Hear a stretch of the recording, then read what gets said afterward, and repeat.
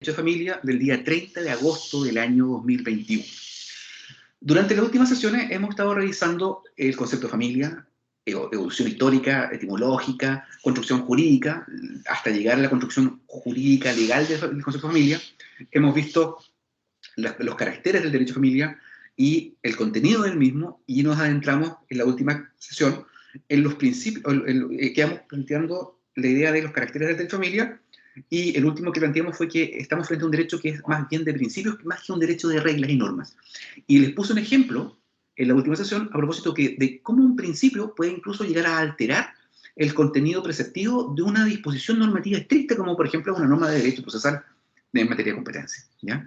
Cómo un principio puede alterar el contenido. Te preguntan, ¿por qué lo altera? Recuerdo también que nosotros estudiamos muchas veces en el curso de sujetos de derecho, introducción al derecho, razonamiento de argumentación jurídica, la existencia de las denominadas lagunas legales y por otra parte las antinomias. Si nosotros pensamos por otra parte que nuestro sistema jurídico está construido de una forma sistemática y es un todo integrado, no deberían haber lagunas ni mucho menos antinomias. Por lo tanto, es el mismo ordenamiento jurídico el que ha previsto ciertos mecanismos o herramientas de solución a estos accidentes que se producen a la hora de la aplicación de la legislación y el ordenamiento jurídico. Entonces, ahí surgen estos principios.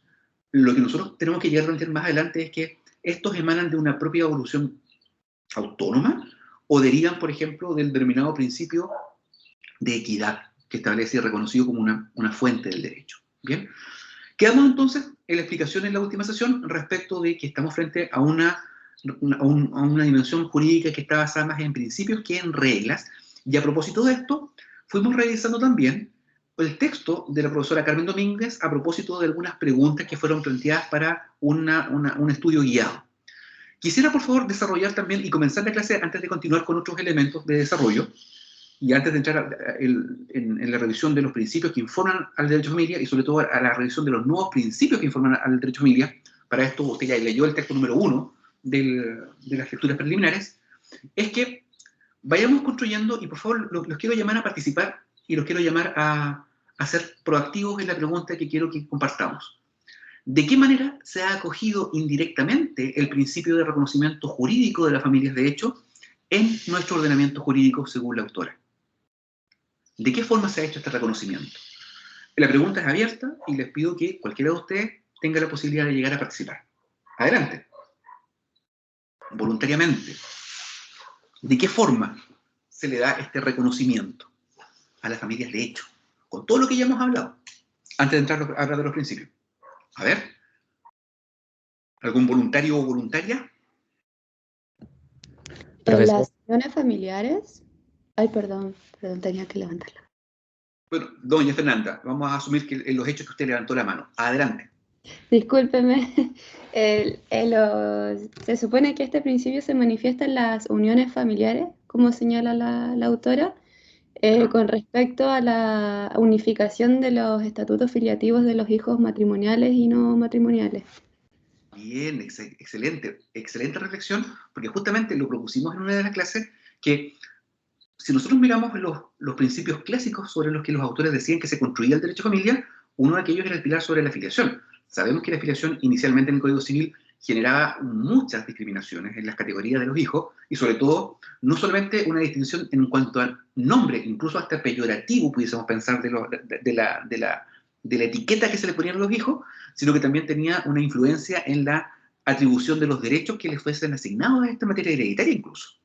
Por ejemplo, imagínense, había cierta categoría de hijos que no tenían posibilidad alguna de demandar alimentos. Hijos naturales no podían demandar alimentos. Entonces, los hijos de añado ayuntamiento tampoco tenían derecho a percibir alimentos, más aquellos que eran solamente de carácter necesarios o congruos, que es otra distinción que existía antiguamente a la hora de establecer la obligación alimenticia. ¿Ya? Y por favor, o sea, ojo, cuando hablemos de derecho a alimentos, el derecho a alimentos no solamente procede respecto hoy día de los niños, niñas y adolescentes, el derecho a alimentos también se puede decretar respecto de personas mayores de edad, incluso personas adultas, sobre 18 años, y también personas adultas mayores, o que tengan o no un nivel de discapacidad. Entonces, eso porque he escuchado algunas veces, incluso en algunos exámenes de grado, que se tiende a pensar que el derecho a alimentos solamente le corresponde a los niños, niñas y adolescentes, y eso es un error, ¿ya? Pero esa construcción surge justamente con el reconocimiento de un nuevo estado de poner término a diferenciaciones en materia de afiliación en cuanto a la atribución de iguales derechos. A partir de eso, entonces, tenemos indirectamente que el legislador dice, bueno, le estamos dando un reconocimiento a las familias de hecho. Bien, doña Fernanda. ¿Algún otro comentario? Adelante, por favor. Alguien también haya tomado la palabra. A ver. Si no, pregunto yo. Don César Osandón, muy buenos días. Buenos días, profesor. Iba a dar la misma respuesta de la compañera. En realidad, en la unificación de los estatutos filiativos de los hijos matrimoniales y no matrimoniales, se había hecho este reconocimiento de alguna forma. ¿Y alguna otra dimensión que nos pudiese llevar a pensar que existe este reconocimiento? Porque pareciera, a ver, porque sería quizás muy mezquino pensar que solamente por medio de un reconocimiento podemos dar una atribución general a una categoría como es una familia de hecho. ¿Qué más podríamos plantear? A ver, ¿alguna duda? ¿Alguna otra reflexión? Ojo, es importante que ustedes vayan leyendo los textos porque tenemos que ir reflexionando. El día de mañana, en alguna evaluación, usted pudiese tener que responder alguna de las preguntas que hemos hablado en las sesiones. Así que, por eso que es importante que usted vaya soltándose. Don Claudio, adelante. Sí, profesor, no sé si a lo mejor va con la pregunta, pero hay una parte del texto, si no me equivoco, en que la autora hablaba de la patria potestad compartida.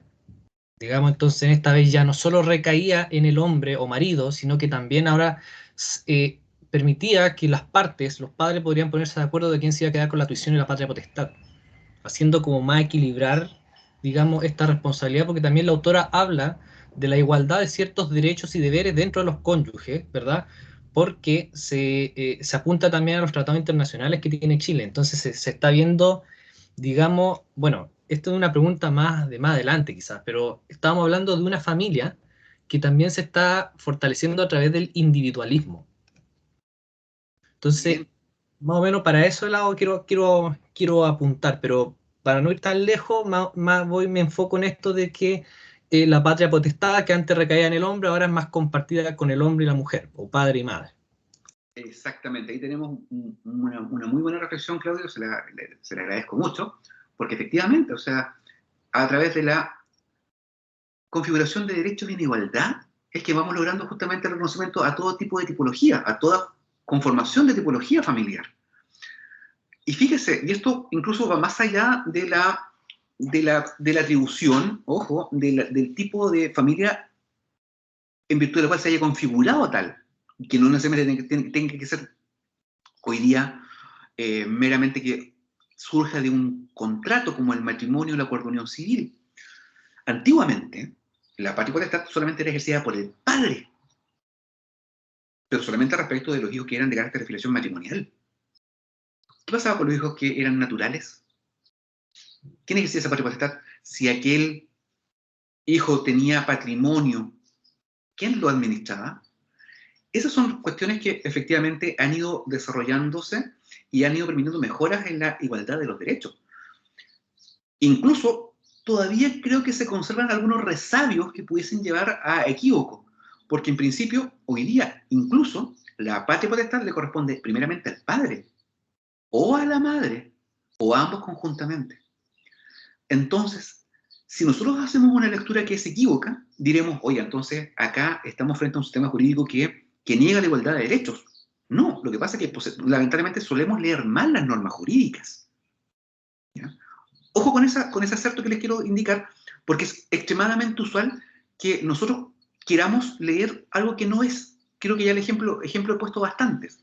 Pero acá lo que dice directamente el legislador es que, ojo, sí, antiguamente la tenía solamente el padre. Hoy día tiene el padre o la madre o ambos conjuntamente.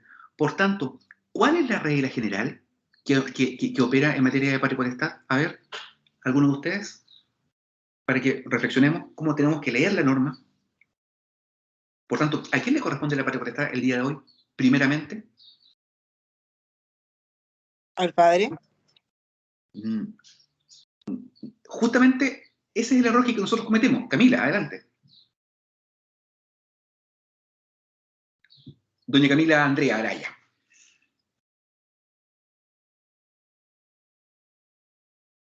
Le vi su mano levantada, pero después ya se le cayó la manito. Doña Camila, ¿está? Le invocamos.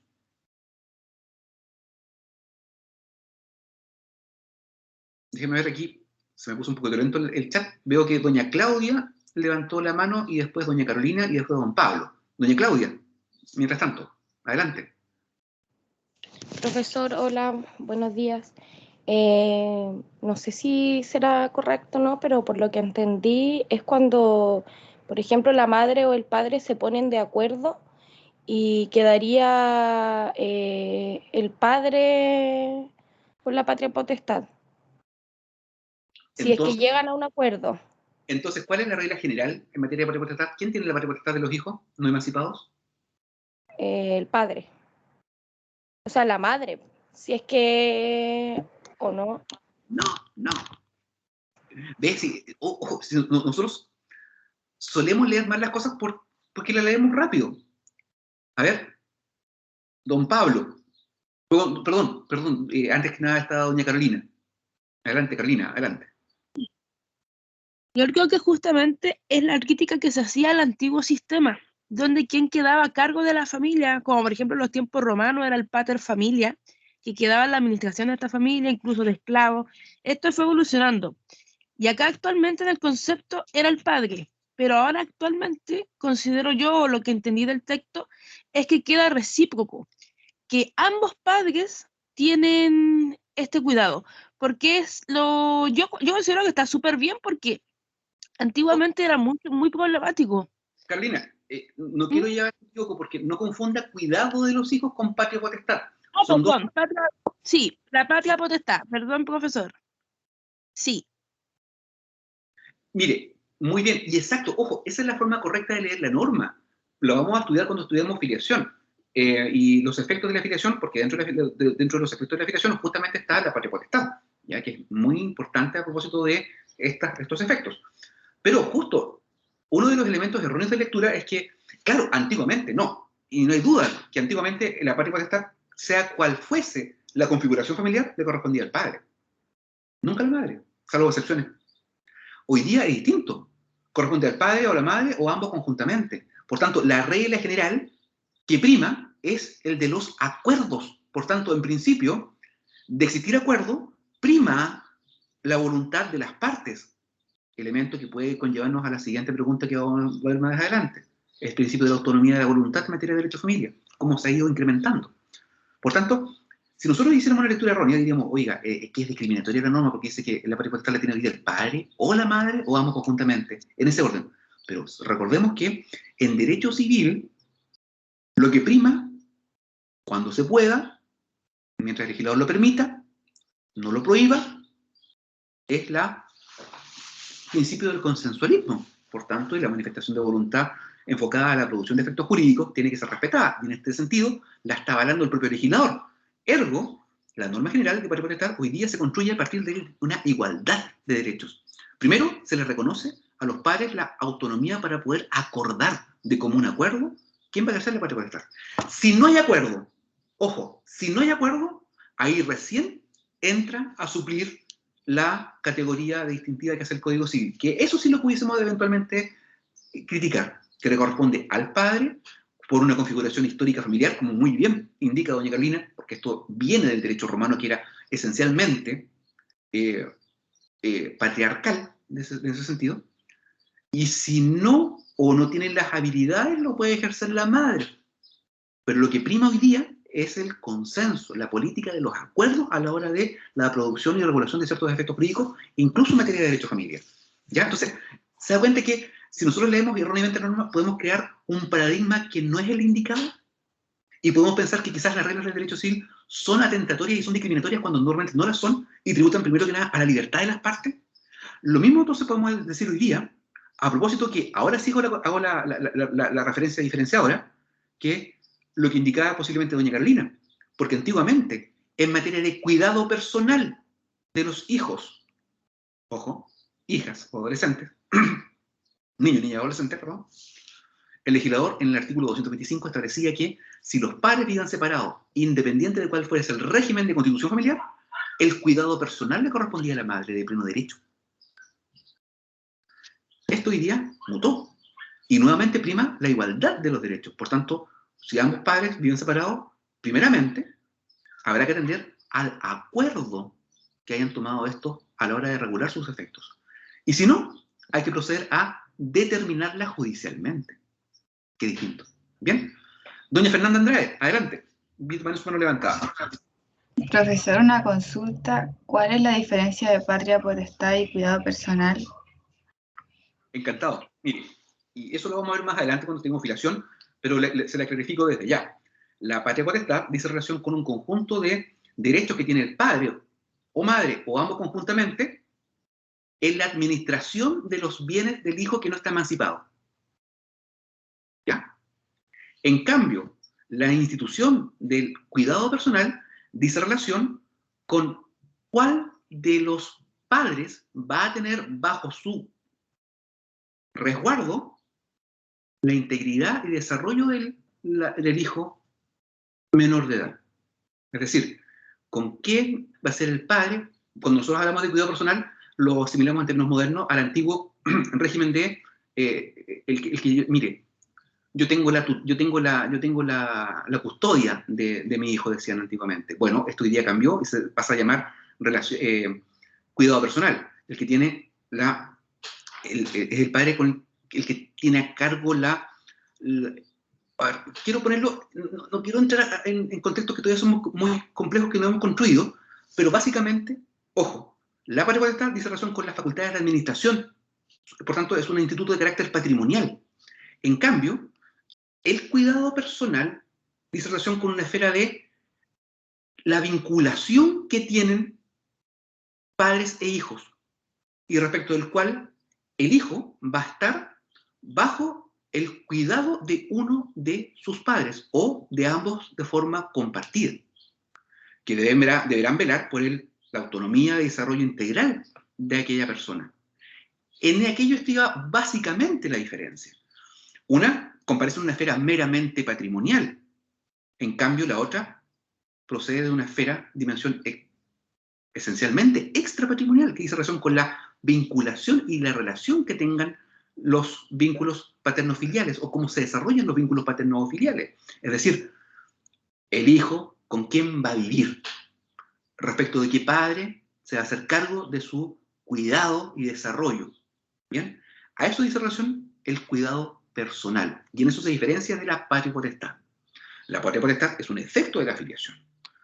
Y el cuidado personal surge a propósito de otro efecto de la filiación, pero que es la autoridad paterna, que nos permite construir, por una parte, el cuidado personal y, consecuencialmente, la relación directa y regular, antiguamente conocido como el régimen de visitas. ¿Ya?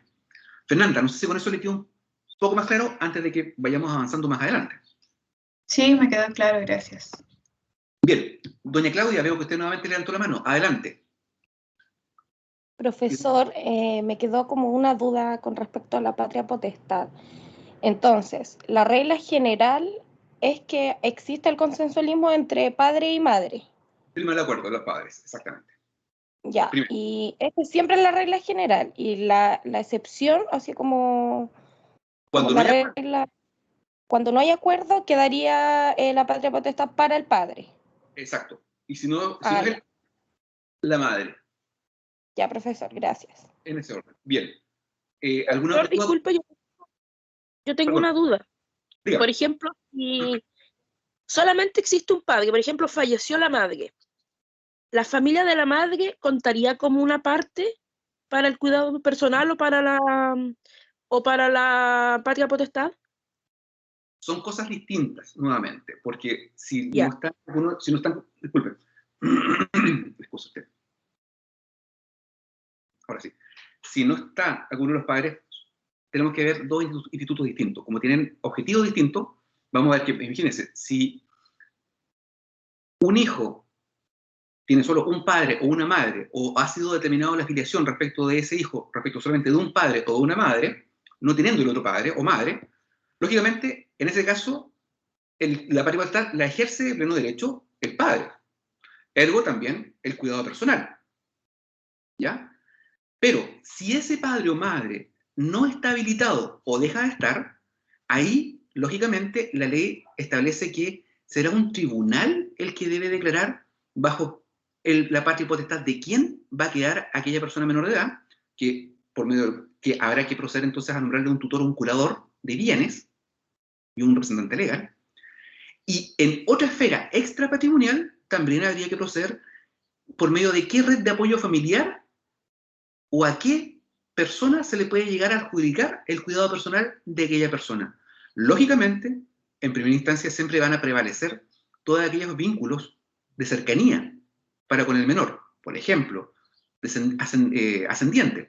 No está el padre ni la madre, habría que ver si los ascendientes están disponibles. Por ejemplo, los abuelos, cualquiera de cualquier línea. O si no hay abuelos, eventualmente incluso parientes por consanguinidad colaterales. Imagínense, un hermano, hermana, un tío, un primo, etc. Pero todo eso siempre con la validación y verificación de las condiciones por parte de un tribunal de familia. No es que directamente una persona vaya a decir, mire, ¿sabes qué? Como esa persona menor de edad quedó sin padre o madre, yo, de pleno derecho, que soy un cercano a ti, lo voy a ejercer. Eso tiene que ser, en este caso, determinado judicialmente. ¿Ya? No sé si con eso, explicación preliminar, le queda claro, Carolina. Ok. Sí, profesor, muchas gracias. Bien. Fernanda, ¿alguna otra duda o consulta? Ah, no, bien. Bien. Sigamos entonces con esta reflexión antes de comenzar con la exposición de la clase. ¿Ya? Pasemos a la siguiente pregunta, porque me parece que a lo menos hemos construido bastante bien esta categoría. Ojo, y lo hemos expuesto en la clase anterior, pero que a ver qué dice la autora. ¿En qué se ha notado la extensión de la autonomía de la voluntad en el ámbito del derecho familiar de acuerdo a la autora? A ver, esto puede ser quizá un poco más sencillo de configurar. A ver. ¿Alguien que desee participar? ¿Expresando alguna idea? ¿De qué forma? A ver, si no, le pregunto yo. Doña Claudia Pizarro, adelante. Buenos días, profesor. Bueno, según lo que yo entendí, la autora hace referencia a que la extensión de la autonomía de la voluntad, esto en el ámbito del derecho de familia se ha notado en las reformas de divorcio. Bien, exactamente. ¿Y por qué? Lo vamos a ver más adelante, pero ¿por qué? Esto porque lo vincula a las distintas modalidades que se han visto hoy en día para poner o presenciar pedir el divorcio, ya sea, por ejemplo, unilateralmente, donde uno de los cónyuges solamente por decidir interponer divorcio, no hay forma de denegar el mismo. Bien, exacto. O sea, parece eventualmente una regulación de normas que permite hoy día acceder a una realidad como, por ejemplo, las partes pueden llegar a pueden pedir poner término al matrimonio, que antiguamente era insolventable. Recordemos todavía, el artículo 102 dice, el matrimonio es un contrato solemne por el cual un hombre y una mujer se unen actual e indisolublemente y para toda la vida. O sea, ¿quién no estaba diciendo eso? Ustedes se unen forever and ever and ever and ever. Y por tanto, no hay posibilidad alguna de poner término a ese vínculo matrimonial por medio de la manifestación de voluntad de las partes. Hoy día, eso se ha morigerado. Ojo, no estamos hablando de la institución de la nulidad, porque por medio del instituto de la nulidad, lo que se busca es privar de efectos jurídicos por haber comparecido el mismo contrato típico con inobservancia a algunas normas de derecho, que es distinto. Acá estamos hablando de que las partes hoy día pueden tener el impulso generador para llegar a requerir y poner término a un vínculo matrimonial por medio del divorcio, cualquiera sea la configuración. Un divorcio culposo, lógicamente tendrá que acreditar la existencia de la causal, como vamos a estudiar más adelante, o en el caso del divorcio remedio, o también denominado divorcio por cese efectivo de la convivencia, donde nosotros vamos a encontrar dos tipologías de divorcio. Uno, el divorcio de mutuo acuerdo, en donde las partes consensuadamente deciden poner término al matrimonio cumpliendo ciertos requisitos que establece el legislador, y lógicamente con la autorización y revisión de aquellos requisitos por parte del tribunal. Y en otro caso, del divorcio, como usted bien dice, doña Claudia, unilateral, en donde, cumplidos los requisitos que establece el legislador, cualquiera de los cónyuges puede llegar a pedir al tribunal que declare terminado el matrimonio. Y por favor, para que desde ya nos vayamos sacando la idea, en ese caso no se requiere de que la otra persona acepte o dé la firma. Eso no existe. La única posibilidad es que las partes, si están de acuerdo, opten por un divorcio mutuo acuerdo si cumple con los requisitos que establece el legislador. Y si no están de acuerdo con la otra parte, lógicamente habrá que esperar un mayor plazo y después la otra parte, cumplido el plazo, pedir que se declare el divorcio por parte del tribunal. Incluso contra la oposición del otro contrayente o cónyuge. Mire qué interesante. Ahí hay una admisión, entonces, de este principio de la autonomía de la voluntad. Pero no es el único. Ivania, adelante. Muy bien, Claudia. Hola, buenos días, profesor. Yo encontré en la parte de la libertad de los regímenes patrimoniales y también las reglas respecto del cuidado de los hijos. Excelente, muy bien. Incluso, ojo, antiguamente, cuando vamos a estudiar un par de clases más, el régimen matrimonial, y lo que yo vamos a estudiar después, los regímenes patrimoniales del matrimonio, donde está la sociedad conyugal. Antiguamente, el único régimen que había era la sociedad conyugal. No había otra opción. Y posteriormente, con una serie de modificaciones que ya vamos a indicar, comparece hoy día la sociedad conyugal, pero con la posibilidad de que las partes puedan llegar a comparecer alterando de cierta forma o compareciendo en la mejora de ciertos derechos. Como por ejemplo, por medio de una capitulación matrimonial, las partes excluir de la administración del marido bienes de la mujer. O atribuírsele una cantidad de un patrimonio determinado a la mujer para que lo administre de forma independiente del marido y sin que, para la celebración de ciertos actos, tenga que pedir autorizaciones. ¿Se da cuenta? Hay mejoras. Y también, desde el punto de vista de que hoy día existen también otros regímenes, como el de participación en los gananciales. Y también está la opción que de los contrayentes digan, ¿saben qué? No queremos estar adscritos a ningún régimen. Por tanto, vamos a quedar casados bajo el régimen de separación total de bienes, por medio del cual cada uno administra separadamente cada uno de sus patrimonios. Bien, Ivania. ¿Otra duda, consulta? ¿Otra reflexión? ¿Alguna otra idea? Adelante, por favor, si la idea es hablar y compartir. Doña Francisca, adelante. Buenos días, ¿me escucha? Muy bien. Una parte que leí del texto del último párrafo habla de, no es algo que se practique acá en la legislación chilena, pero sí a nivel internacional, es que es tomado el derecho al interrumpir el embarazo como una extensión a esta autonomía de la voluntad. Mire qué interesante visión y le felicito por esa expansión. Efectivamente, ojo.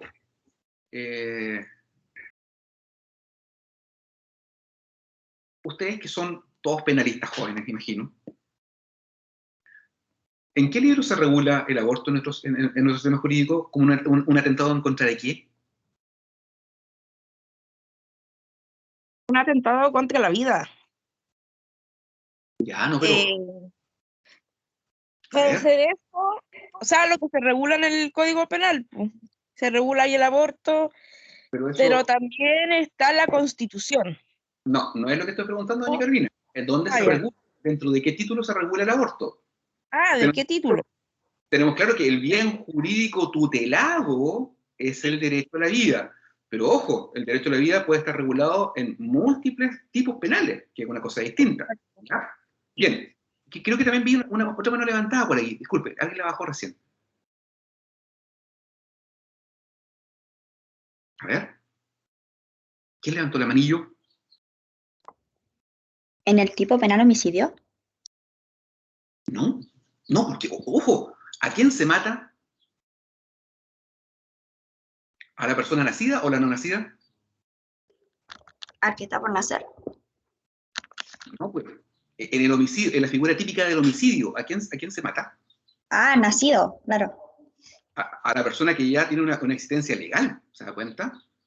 Y incluso, vamos viendo categorías jurídicas.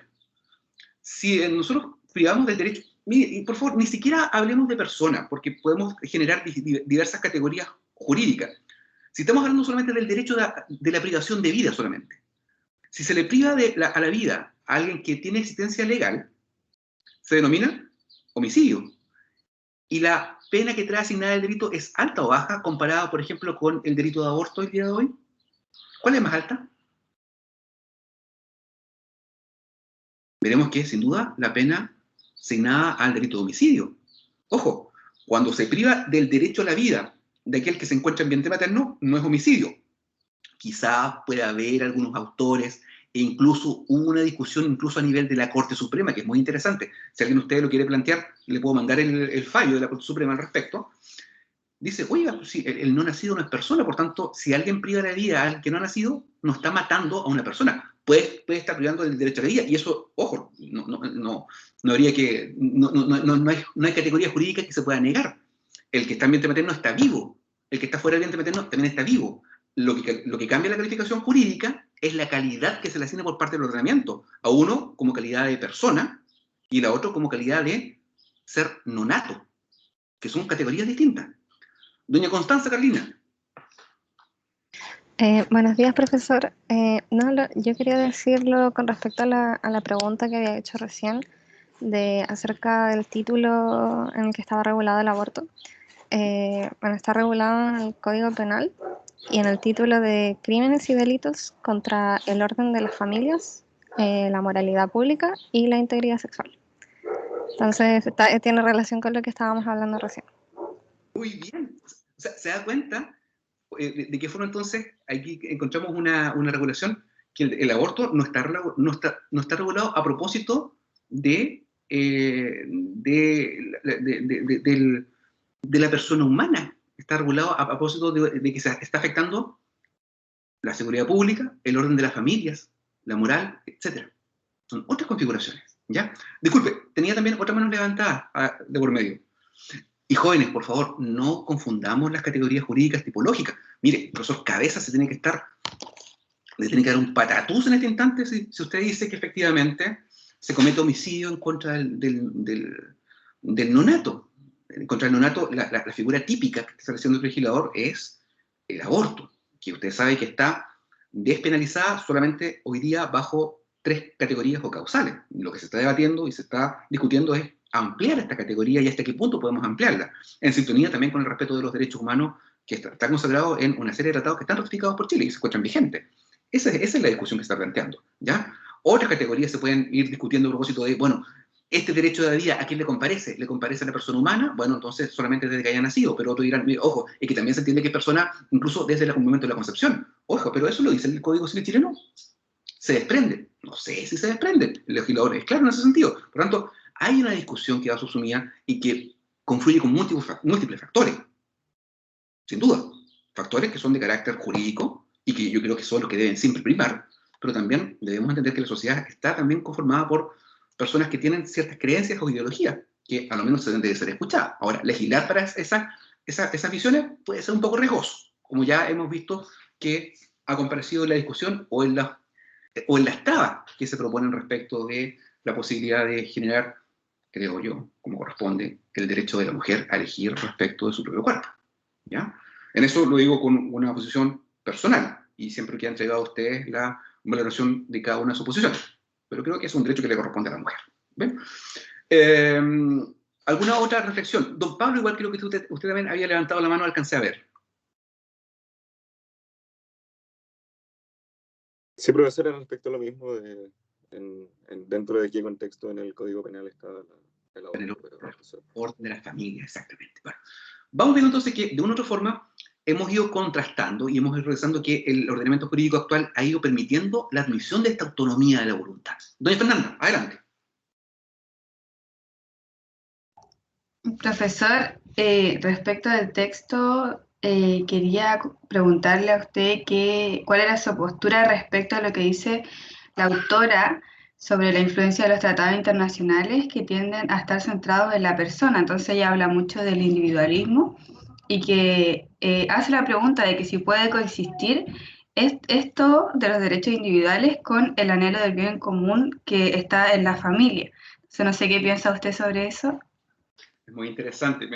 Es que si le doy una postura, quizás voy a generar un hito a partir del cual se construyan también otras posiciones.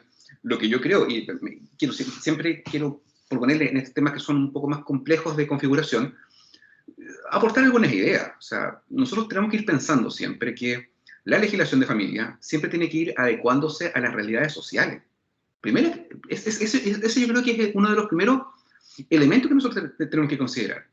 Y sin duda, tenemos que ir mirando cómo otros ordenamientos jurídicos han ido perfeccionando y han ido discutiendo previamente todas estas temáticas que no son nuevas para nosotros tampoco, pero son nuevas o innovativas en la medida que coparezcan respecto de realidades que no estaban reguladas.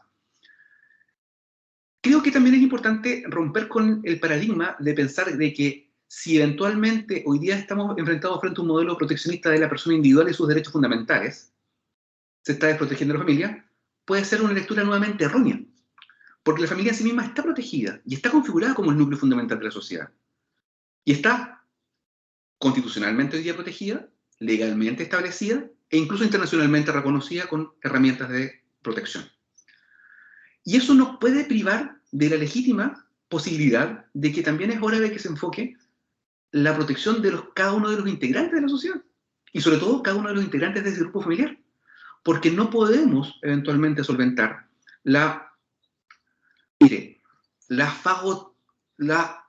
que la persona humana sea fagocitada por la entidad familia, privándolo de todos sus derechos que le reconocen como persona individual, porque eso sería incluso hasta negar la calidad humana. Pensemos, por favor, lo siguiente, y excusa que me ponga un poco latero y yo filosófico incluso hasta de repente. ¿Qué es lo que decía Boecio? Es una definición que me encanta de persona. Sustancia individual de naturaleza racional. Sustancia individual. Primero se es uno, luego nos unimos. Por tanto, uno entrega ciertas competencias cuando se une a un grupo determinado. Pasa cuando la sociedad establece el reconocimiento del Estado. Entrega ciertos derechos y categorías. Lo mismo pasa entonces con la familia, como núcleo. La persona individual entrega ciertas libertades incluso para la configuración del orden familiar. Pero eso no significa que deberíamos negarle a la persona humana el legítimo derecho a su propio desarrollo personal en todas sus esferas, privadas, íntimas y de carácter externo. Creo que sin duda es necesario siempre potenciar la protección de los derechos de las personas en sí mismas, porque la familia en sí misma ya está protegida, y avalar una cosa no es negar la contraria. Lo que pasa es que debemos ir en mérito de la construcción de la mejora de los derechos de todas las personas que confluyan en igualdad de condiciones. Y esto lo quisiera hacer referencia un poco más adelante cuando veamos, por ejemplo, los principios de informal del derecho de familia, y quizás cuando lleguemos al principio de la responsabilidad, en donde existe el principio de la solidaridad.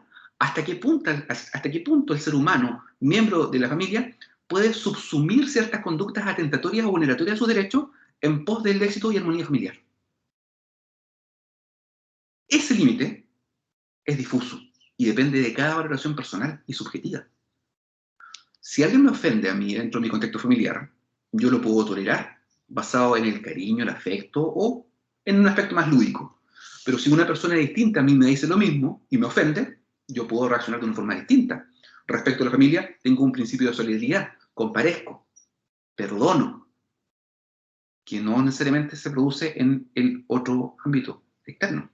¿Hasta qué punto, entonces, los conflictos pueden ser subsumidos, incluso pueden ser, que es lo gravoso, obviados dentro del seno familiar para no alterar la armonía familiar? Por eso creo que es importante siempre ir a la par. Protegemos a la familia, pero no olvidemos que la familia está integrada por personas individualmente consideradas a las cuales se les debe el respeto de sus propios derechos fundamentales como tal, y no negados. ¿Bien? Doña Claudia, tenía usted la palabra previo a terminar el diálogo. No, profesor, no, nada. No, pero no nos va a dejar a todos curiosos con su intervención. Es que, profesor, mire, como que tenía una duda con respecto a ese principio de solidaridad, porque, por ejemplo, ya efectivamente tenemos una familia, pero, por ejemplo, como que nos basamos solamente quizás en la figura o en las relaciones materno y paterno-filial, pero no nos basamos tanto como en proteger realmente quizás a ese niño, niña o adolescente, que efectivamente hasta qué punto va a permitir que se le vulnere ciertos derechos. O sea, ¿quién se hace cargo realmente de esa vulneración permitiéndolo como un principio, por ejemplo, de solidaridad de las relaciones que tiene una familia. No sé si me logra entender. Sin duda, le comprendo, y es muy interesante. Ahora, ese tema yo lo he desarrollado, y me acuerdo que incluso un día hice una exposición en la facultad respecto justamente de la responsabilidad dentro del derecho a familia, y justamente uno de los elementos que pueden llegar a limitar la responsabilidad dentro del derecho a familia es este principio de la solidaridad, y podemos dar ejemplos de cómo comparece este principio de solidaridad. Llegar a este punto hoy día sería prolongar demasiado un tema que es extremadamente interesante y nos sacaría de la propuesta del día de hoy, Claudia, pero comparto su visión. O sea, mire, yo le pongo otros ejemplos. O sea, imagínense, si yo me siento vulnerado o pasado a llevar en mis derechos fundamentales por parte de un miembro de mi familia, ¿lo podré demandar de responsabilidad civil extracontractual? Si me generó un daño, cualquiera sea su categoría de daño, físico, moral, psicológico, económico, ¿podría yo eventualmente decirle, por ejemplo, a demandar a mi hermano, oiga, ¿sabes qué? Tú me has molestado toda mi vida y ya esto se tornó para mí una pesadilla y creo que me has producido un daño gigantesco y lo que voy a hacer ahora es demandarte. Te voy a demandar por daño. El artículo 2314 lo permitiría. O sea, en principio dirá, sí, se puede reparar todo daño. Toda conducta puede quedar subsumida bajo el amparo de la armonía familiar. ¿Cuál es el punto de inflexión en ese sentido? Me gustaría llegar a la reflexión de ese principio de solidaridad que forma parte del derecho familiar, porque yo creo que es una norma que lamentablemente muy pocas veces se ha discutido, incluso en temas que son gravísimos, como por ejemplo violencia intrafamiliar. ¿Hasta qué punto se tolera la vulneración de ciertos derechos a la indemnidad física, sexual, económica, psicológica de una persona por medio de actos de carácter violento? ¿Por qué no son denunciados? ¿Solamente temor? ¿Solidaridad? ¿Subsumámoslo a...? No, ¿sabe qué? La ropa sucia se lava en casa, dirán algunos. ¿Será así? Eso es lo que quiere proteger la Que esa es mi pregunta, profesor, porque en realidad, ¿hasta qué punto se va a permitir esa vulneración? Porque según nuestro ordenamiento jurídico le entregamos una protección a la familia, pero ¿hasta qué punto? ¿Hasta qué punto vamos a permitir eso? Pero esa pregunta está correlacionada justamente con un principio que ustedes tienen que ya haber leído, con el principio de la intervención mínima del Estado. ¿Cuándo el Estado debería intervenir en las relaciones privados-familiares? Acuérdense que estamos dentro del contexto del derecho privado, el derecho de familia forma parte del derecho privado. Le dejo esa reflexión, doña Claudia, y a todos ustedes, que este principio de solidaridad también va acompañado como morigerador, o como límite, la intervención de otro principio, y de todos los otros principios que vamos a ver a continuación. No comparecen por sí mismos. Un principio rara vez comparece por sí mismo. Siempre puede ir coadyuvado por la comparecencia de otros tantos. Por ejemplo, límites del principio de solidaridad familiar, limitado por el principio de intervención mínima del Estado. ¿Cuándo el Estado debe intervenir en las relaciones familiares? Cuando las relaciones sean ¿de qué tipo? Vamos a llegar a eso, doña Claudia. Bien, les agradezco entonces el ejercicio de reflexión que hemos hecho hasta el día de hoy, hasta el momento, y ahora sí quisiera comenzar con una revisión bastante somera y rápida, porque usted ya vio esto, lo leyó, quiero compartir algunas opiniones también de ustedes, porque vamos a ver ahora los principios modernos que informan al derecho de familia. Ya hemos visto y hemos expuesto cuáles han sido, quizás, y por favor se lo digo con mucha humildad desde este punto de vista, los errores que se han cometido desde el punto de vista de considerar a estos principios como derecho de familia. El matrimonio religioso, la incapacidad de la mujer, la administración unitaria de la sociedad conyugal, o la patria potestad exclusiva, la afiliación matrimonial, entre otros, como aquellos principios que son inspiradores del derecho de familia. Porque lo dijimos en la última clase, o sea, cuando nosotros hablamos de un principio, nos estamos refiriendo, y hicimos referencia incluso a Dworkin, a un estándar que ha de ser observado no porque favorezca o asegure una situación económica, política o social que se considere deseable, sino porque es una exigencia de la justicia, la equidad o alguna dimensión de la moralidad. Ahora, si nosotros lo miramos desde el punto de vista de lo que nos propone Robert Alexi, dirá, oye, recordemos que los principios no son más que normas que ordenan que algo sea realizado en la mayor o medida posible, y dentro de esas posibilidades jurídicas y reales existentes. Por tanto, en el marco de un sistema jurídico determinado basado en el reconocimiento de derechos, ahí recién nosotros podemos decir que los principios son derechos que permiten ejercer otros derechos y resolver conflictos entre derechos igualmente reconocidos. Y de esa forma nosotros podemos ir incluso resolviendo todas las lagunas legales que creemos que existen o las antinomias que muchas veces suelen producirse. Entonces, cuando nosotros hablamos de un principio, y siguiendo incluso con la visión que proponía el mismo profesor Lepin Molina, no estamos más que frente a un mandato que está lógicamente dirigido al juez para darle contenido a la ley en el caso concreto. Es decir, para que sobre la base de una determinada orientación resuelva legislando, mire, digámoslo así, en cada caso en particular, ¿ya? Y eso es lo que pasa cuando se ejecuta la acción por parte de la judicatura. Vámonos al concepto de justicia, dar a cada uno lo suyo, pero ¿cómo construimos ese paradigma de justicia?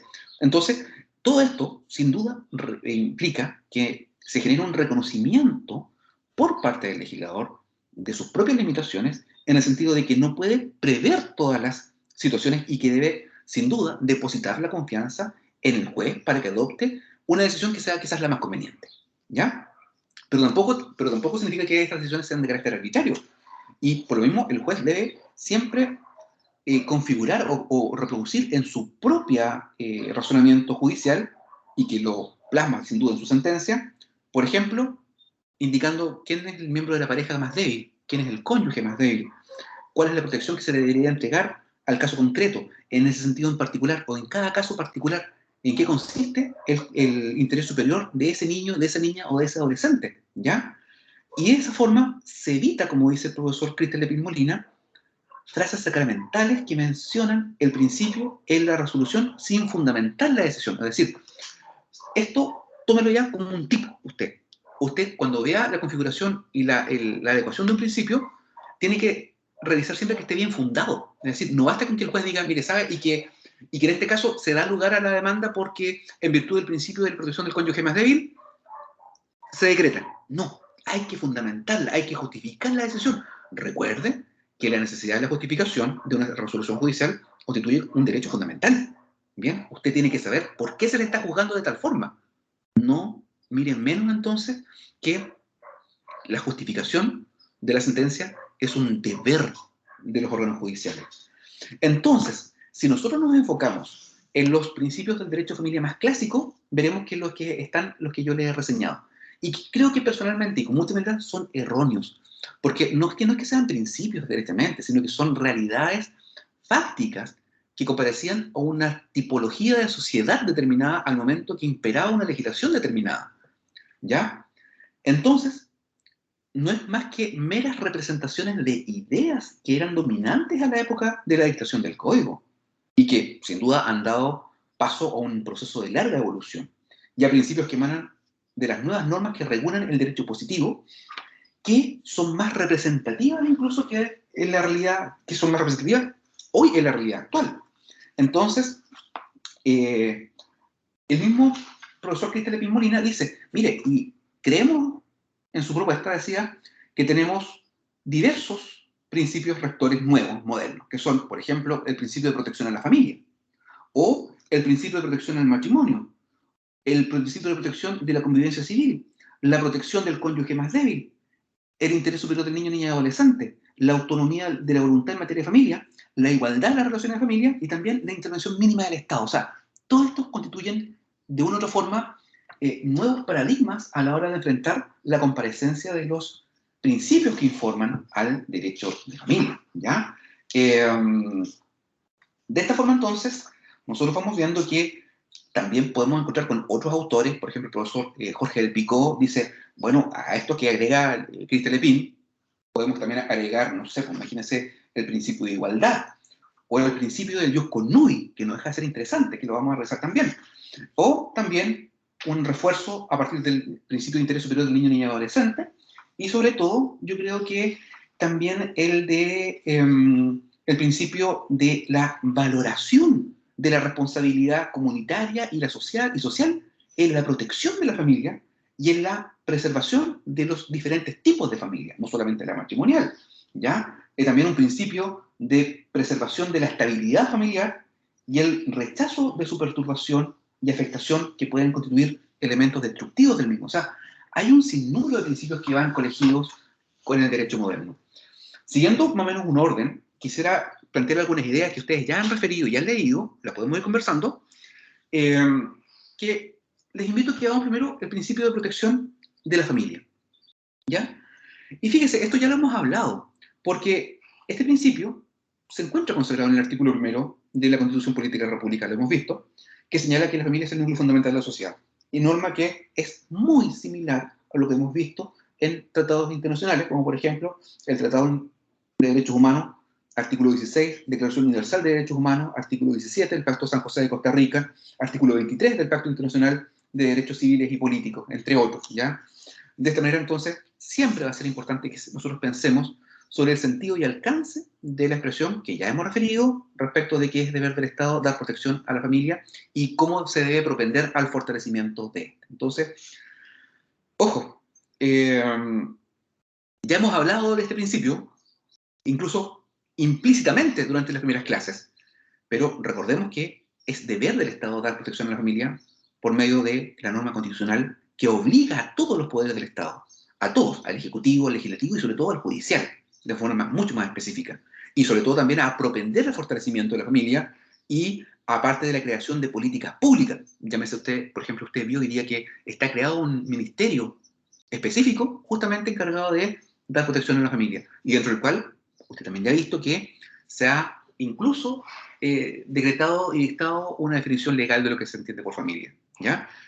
Y también no podemos negar que en el ámbito de la protección, desde la perspectiva de las normas civiles, primero vamos a ver que está determinado este principio por la existencia de normas del matrimonio, del acuerdo de unión civil, normas sobre filiación, los alimentos, los derechos sucesorios, incluso también, como hemos mencionado, en materia de violencia intrafamiliar. Y todo esto, sin duda, confluye en la creación de un estatuto protector de las relaciones familiares. Este, entonces, es uno de los primeros principios que se propone como un nuevo principio del derecho a familia, el principio de protección a la familia.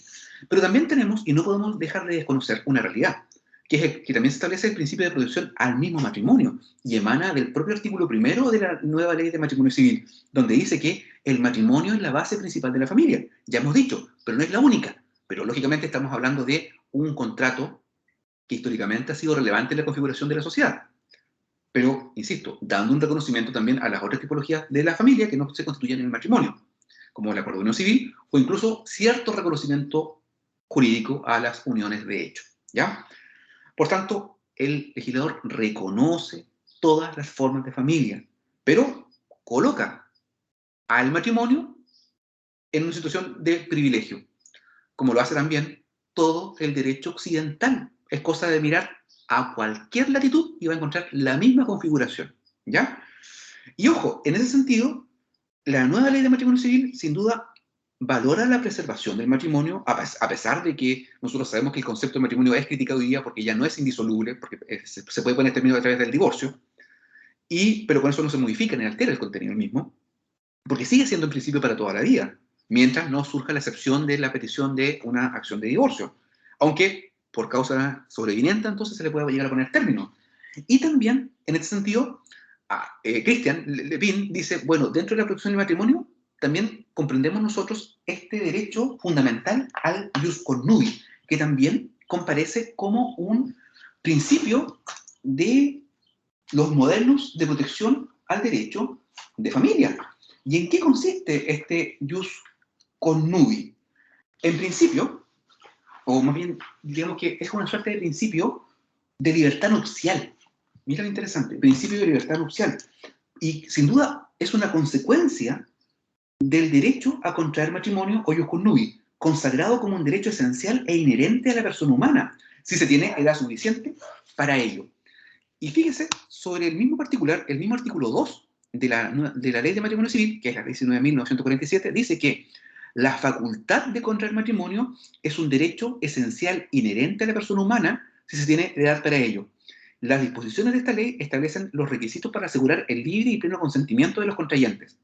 Por tanto, vamos a ver que el ius connubii es un principio fundamental del derecho matrimonial occidental, asentado con fuerza, incluso a contar de la segunda mitad del siglo XX.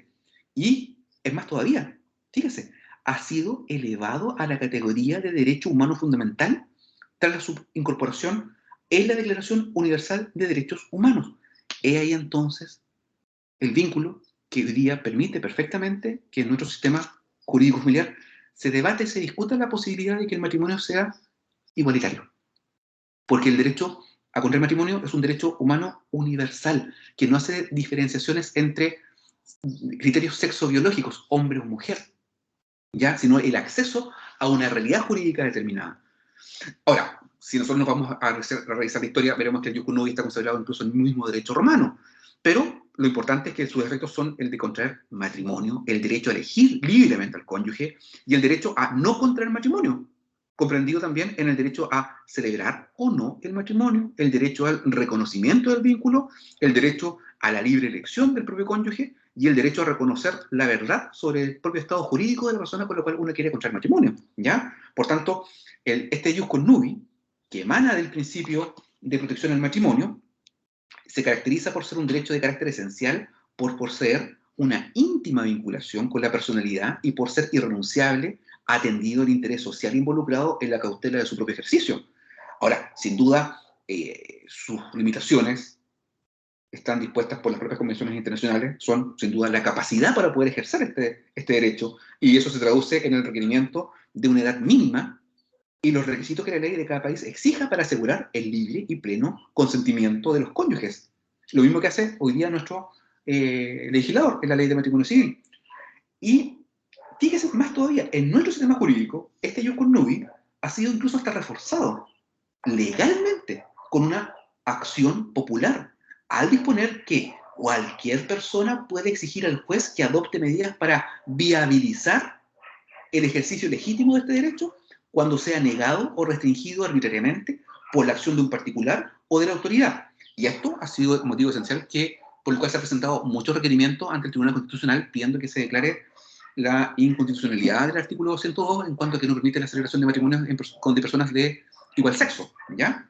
Pero también establece una obligación para el juez, porque el juez deberá tomar, a petición de cualquier persona, todas las providencias que le parezcan convenientes para posibilitar el ejercicio legítimo de este derecho cuando por el acto de un particular o de una autoridad sea negado o restringido arbitrariamente. Entonces, para consolidar algunas ideas fuerzas, este derecho fundamental, derecho humano al ius connubii, comprende tanto el derecho a contraer matrimonio como también el derecho a no contraerlo. También consagra la libertad de elegir el estado matrimonial. Conlleva también la prohibición de ejercer presiones indirectas para lograrlo, que un matrimonio sea celebrado siendo nulo, incluso el matrimonio que se hubiese llevado a cabo bajo influencia de tales presiones. Por tanto, no serían legales ciertas disposiciones como las cláusulas de celibato, y sobre todo las disposiciones testamentarias que desheredan al heredero que contrae matrimonio contra la voluntad del testador. O sea, fíjese lo importante, materia sucesoria. Ya, ¿sabe qué? El hijo se casó con una persona, y el padre dice, ¿sabes qué? Yo te voy a desheredar porque yo te dije que no quería que te casaras con esa persona, y si tú te casabas con él o con ella, directamente yo te voy a desheredar. Eso sería privar del legítimo ejercicio del derecho fundamental, derecho humano consagrado universalmente como el derecho a contraer matrimonio. La pregunta es, ¿hasta qué punto hoy día nosotros tenemos que ir haciendo adecuaciones a este principio para que se tomen en cuenta el respeto ante la igualdad de todas las personas ante la ley? ¿Ya? Sin duda, este principio de protección del matrimonio encuentra una primera consagración en este propio derecho fundamental que es el ius connubii, pero también la misma ley de matrimonio civil establece normas que regulan la forma en que se manifiesta el consentimiento y desde qué momento se puede acceder a el contrato matrimonial, ¿ya? E incluso, vamos a ver más adelante, que es muy interesante, cuando y esto es algo que siempre me ha llamado la atención, incluso yo lo cuento siempre en mis clases de familia, porque el artículo 67 de la ley de matrimonio civil establece un mandato al juez que debe inquirirle, preguntarle a las partes, cuando se está demandando el divorcio, si existe la posibilidad de recomponer el vínculo matrimonial. Bien interesante. Y les quiero contar solamente una pequeña experiencia en ese sentido. Recuerdo que cuando era muy joven y estaba haciendo mi práctica profesional en la República Independiente de Hualqui, me tocó resolver el caso de unas personas que estaban pidiendo un divorcio de mutuo acuerdo. Una señora que tenía una nueva pareja, con la cual tenía un niño de como cerca de 7 u 8 meses, chiquitito, una bobita. Y el marido, con el cual ya se estaban separados hace mucho tiempo, y era inviable que se generase el constructo de volver a recomponer la vida en común. Bueno, me reuní con las personas interesadas, les comenté cómo iba a ser el desarrollo de la audiencia, cómo era su comparecencia, qué es lo que tenían que decir cuando les habían preguntado, y les comenté que en un momento de llegar a la audiencia, el juez le iba a preguntar a cada uno, personalmente, no al abogado, personalmente, le iba a preguntar a ellos si existía o no posibilidad de recomponer el vínculo matrimonial. Bueno, quedamos todos de acuerdo. Llegó el día de la audiencia y yo representaba en ese instante a la mujer y también al marido. Se podía representar a las dos partes en ciertos casos. Y la jueza le pregunta a mi representada, a la usuaria de la corporación, después de haber hecho la revisión de la demanda, la contestación de la demanda, y este proceso de conciliación, la jueza le preguntó a mi parte si era factible o no recomponer el vínculo matrimonial. La señora le dijo, mire, sabe que no es posible, llevamos separados tantos años, yo tengo un nuevo hijo de mi nueva pareja, más todavía la nueva pareja también iba a ser testigo en el mismo juicio, y no había posibilidad. Bien. La jueza le hace la pregunta entonces ahora al marido, y le dice, señor tanto, ¿existe la posibilidad de recomponer el vínculo matrimonial? Y el caballero se queda callado.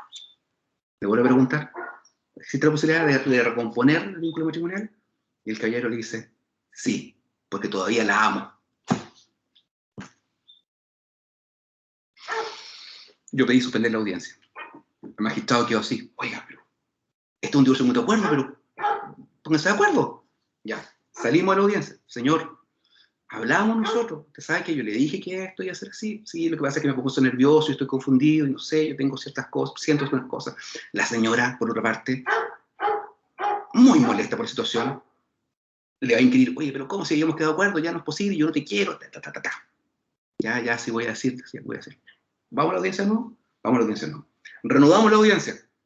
Nuevamente le pregunta al caballero, caballero, ¿es factible que usted recomponga el vínculo matrimonial con la señora? Quiero ser sincero, dice el hombre, yo no puedo decir que no porque todavía la quiero y eso no va a cambiar.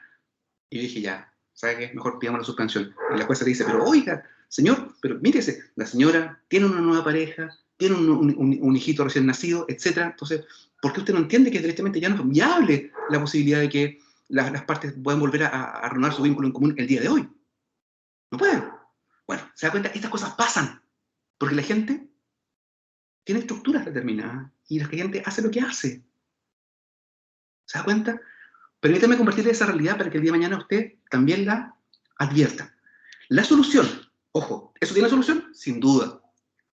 No es necesario que el día de hoy, para una audiencia de divorcio, las partes comparezcan personalmente, porque hoy día pueden comparecer representadas por sus abogados, abogado o abogada, ningún inconveniente. Pero, ojo, si la parte no va a ir, tiene que otorgar un mandato especial, con específicamente la facultad establecida en el artículo 67 para poder contestar personalmente por el representado respecto de la posibilidad de o no de reanudar la vida en común.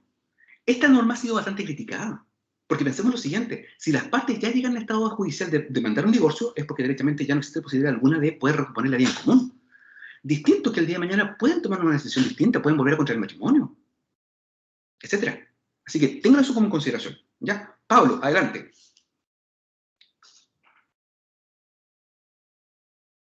Profesor,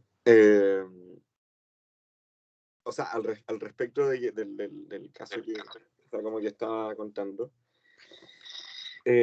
no sé, a mí me causa un poco de cómo llamarle, pero, o sea, siento que la institución de la familia como tal, más allá del concepto, más allá de las cosas o de las palabras que uno le pueda poner encima, es como es una institución demasiado delicada y demasiado, digamos, como que se tiene que tomar con mucha responsabilidad de parte del Estado.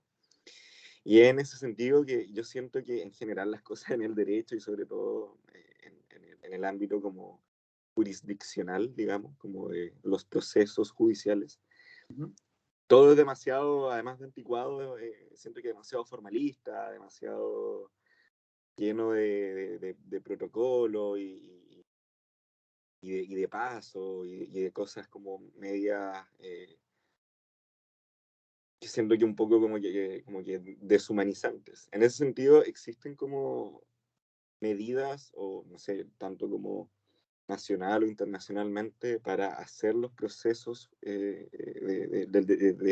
propios del derecho de familia un poco más humanos, un poco más horizontales entre los cónyuges, entre, no sé, pues, los hijos, las hijas, digamos, como hay como herramientas de horizontalidad y de humanidad en el proceso, o sigue siendo finalmente como una cuestión formalista.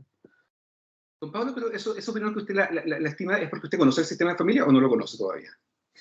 O sea, como tal, o sea, por eso yo sé que hay medidas como ¿cómo se llama cuando? Permítame que le interrumpa. Sí. Permítame que le interrumpa. Porque de la forma que usted lo indica, pareciera ser que usted está construyendo una falacia de una generalización indebida. Y eso es, ojo, es serio. Creo que hay muchos errores y hay muchas falacias en sus propias palabras y acertos. Creo que también es importante, y eso es entendible, porque usted todavía no conoce más que por dichos del tercero, si es que usted no ha sido partícipe de un procedimiento de familia, que muchos de los elementos que usted ha indicado no son verdad, no es correcto indicarlo de esa forma. Porque fíjese que, primero que nada, la jurisdicción de familia es una de las jurisdicciones que está más altamente capacitada y que ha capacitado a todos sus jueces para que efectivamente presten una solución con una visión de carácter mucho más social, no meramente jurídica, patrimonial, que esa es una gran diferencia que marca la judicatura de familia con la judicatura de las otras áreas, que puede ser un poco más un poco más árida, todo lo contrario. Imagínese usted, del mismo momento en que cuando se quiere generar el estado de escuchar el derecho al menor a ser oído, los tribunales tienen herramientas, tienen medios y recursos puestos a disposición de las personas para que efectivamente esta validación pueda ser tomada en las mejores condiciones. Entonces, fíjese, permítame corregirle, porque creo que también es una misión de nosotros poder corregir ciertos errores que son comunes. Y ojo, son errores que están arraigados o son frases que están muy arraigadas en los legos. Aquellos que no conocen el sistema jurídico y creen que a través de la validación del que me dijeron que, porque a mí me pasó esto que, se construyen realidades que son falsarias. Ningún procedimiento puede ser horizontal, joven. Porque es el ejercicio de una competencia puesta para el Estado, pues. Jerarquía, coercibilidad, coactividad. Recuerda sus estudios entonces también de derecho. Por favor, no lo tome con arrepentimiento. Usted sabe que yo soy enfático para argumentar. Entonces, ningún proceso va a ser de carácter horizontal, imposible.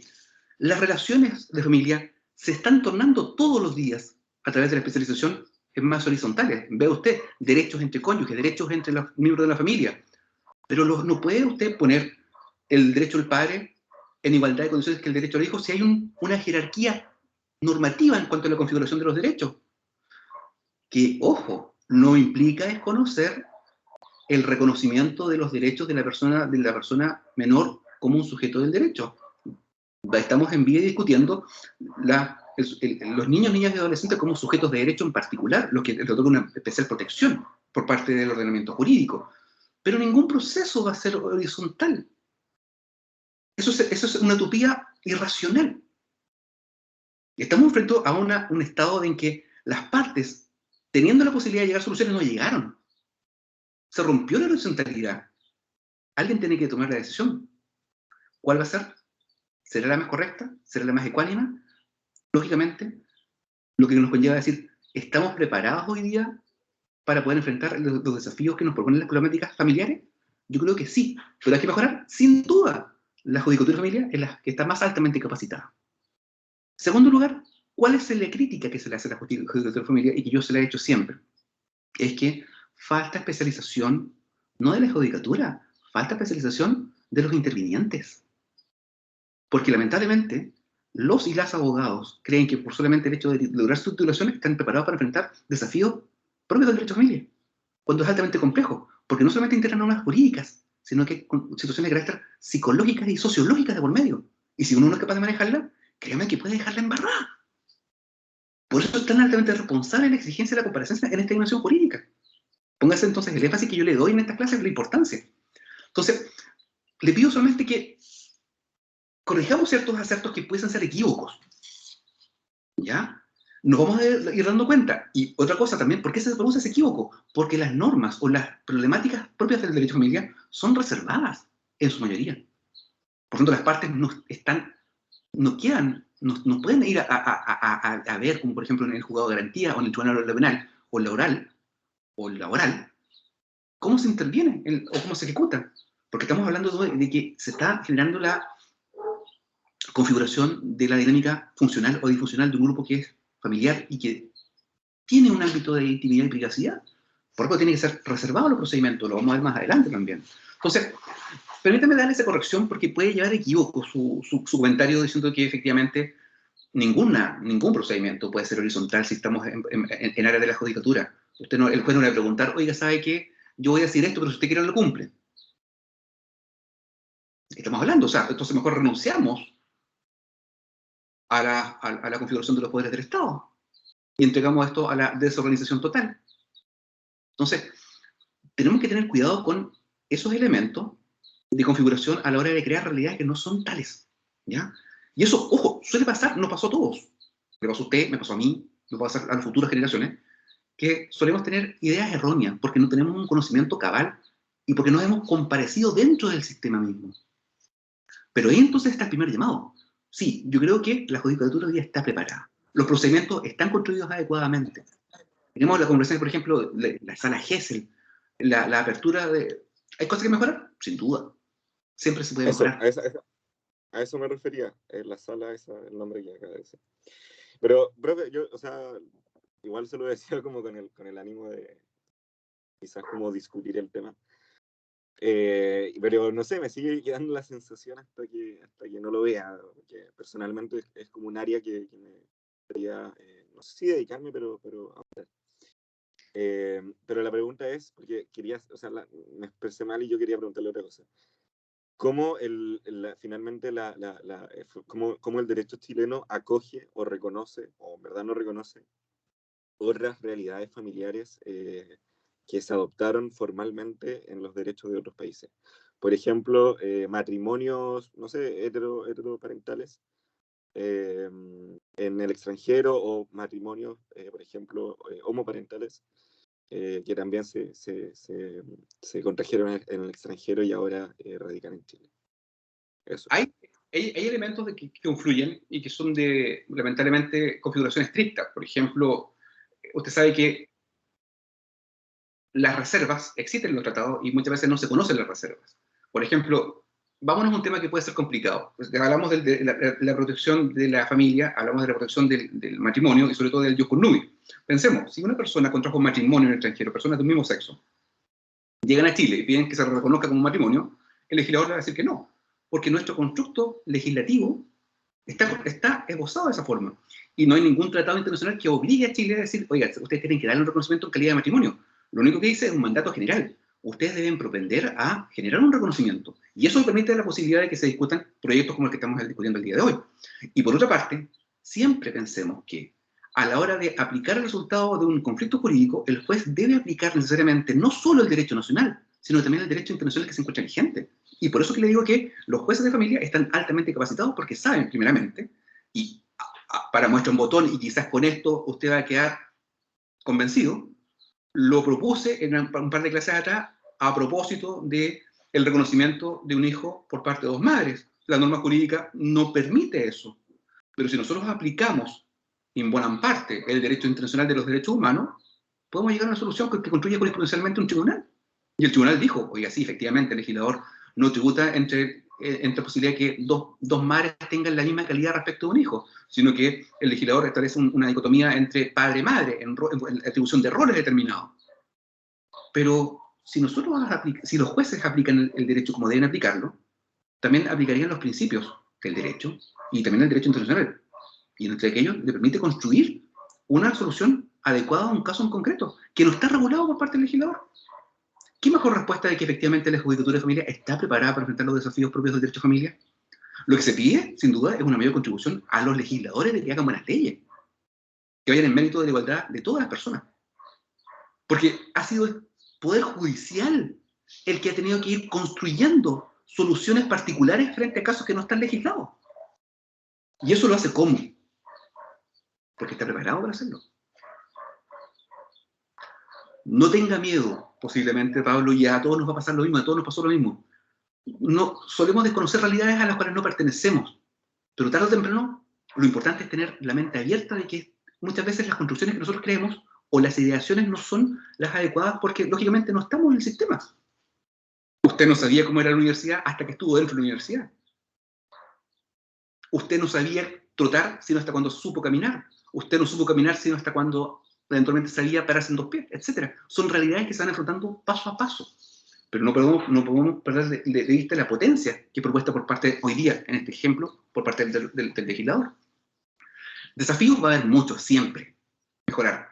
El desafío esencial está en lo interviniente, que los intervinientes tengan mejor capacitación para enfrentar los desafíos propios del ordenamiento jurídico familiar chileno. Y en segundo lugar, que se cree un organismo enfocado a la defensa en particular de los derechos de familia. Porque hoy día, por favor, esto es una crítica que yo le hago al sistema permanentemente. Si usted tiene un problema laboral y es despedido o desvinculado, usted, si no tiene recursos, va hacia la Defensoría Laboral, donde se va a encontrar con excelentes abogados y abogadas que conocen al rey el derecho laboral. Si usted comete un delito, o eventualmente sufrió o es víctima de un delito, el Estado le pone a su resguardo un fiscal que sabe, pero está sobrecargado en trabajo, y defensores públicos, licitados o particulares que saben lo que están haciendo. Pero en materia de familia, si una persona no tiene recursos para poder solventar sus necesidades de compresencia jurídica, ¿dónde es remitido? A la Corporación de Asistencia Judicial, que no quiero desmerecer, pero no es un interviniente que esté profesionalmente capacitado para enfrentar las dificultades que impone eso. ¿Por qué? Porque tenemos pocos abogados de corporación en general en todo Chile, y quienes asisten muchas veces a la audiencia son los postulantes, son estudiantes que están en estado de preparación. Ahí entonces estarán enfrentados en igualdad de armas, por ejemplo, el día de mañana, la defensa de un abogado que es especialista en derecho de familia versus alguien que no tenía medios y recursos económicos para poder solventarse un profesional adecuado y recurre a la Corporación de Asistencia Judicial con toda la bondad que eso implica. ¿De qué depende? Ese es un desafío que hoy día está presente y que es patente y es urgente en nuestro sistema jurídico para mejorar justamente estos conflictos jurídicos familiares.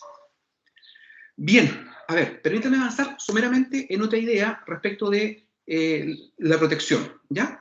Y le agradezco su intervención, Pablo, y yo agradezco que se genere este diálogo y este debate, y sobre todo, si el día de mañana existen opiniones diversas, encantado, porque todas estas tienen que ser respetadas. Sigamos, pero igual tengo que corregir aquello que parece erróneo, solamente eso.